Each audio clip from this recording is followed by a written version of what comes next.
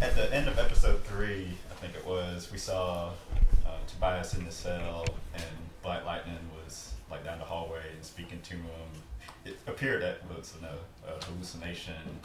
But do you feel like Tobias's obsession with Black Lightning is starting to get the best of him, or is that just sort of a circumstance of him being locked up and that's all he can think about now? No, I think it's a mutual obsession. I don't think it's one-sided. I think what you saw there was the idea that there's something internal with those two, and it is, if you think about how it's been written, which I think is genius, from season 1 to season 3, they're parallel now. As opposite as they have been, now they're parallel. So I think it's this thing, it's the magic and bird. You know what I'm saying? Yeah, it's the magic and bird, man. Like, they're obsessed with each other. They need each other. Obviously, we don't know how the season's going to play out, but no.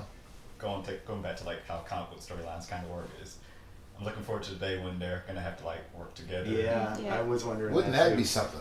Yeah.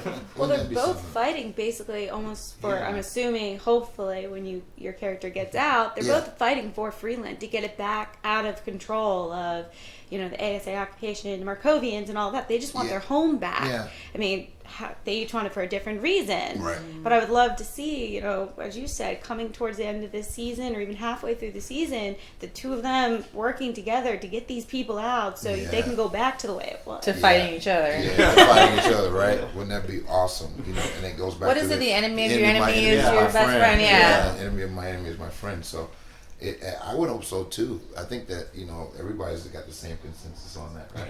Yeah. So we're all sitting here together.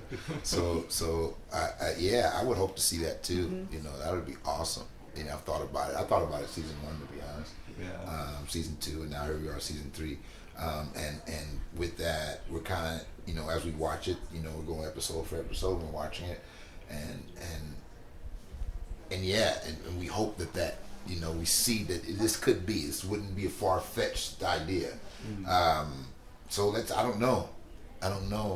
Just yet. We haven't worked together yet. So hopefully we will come to that place and that point. It does totally make sense if you think about it. But again, I mean, we're already seeing the parallel. I thought it was very interesting, especially when I watch back now. The idea they're both in the pit. They're both, almost, prisoners to the ASA, and I just find that to be very interesting writing.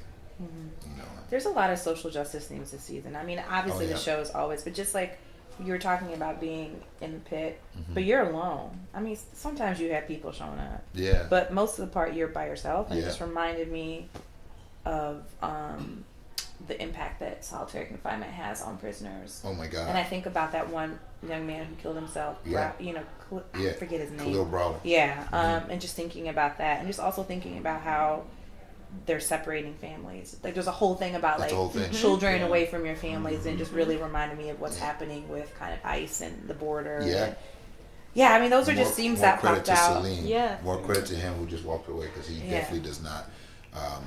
He doesn't shy away from or isn't bashful about ingesting social commentary into our show, and really making it the almost the substratum of what we're about. Right. It's really smart, because you're talking about stuff that relates to us and it's actually happening, but you're doing it in a different world, different characters, different players, different people.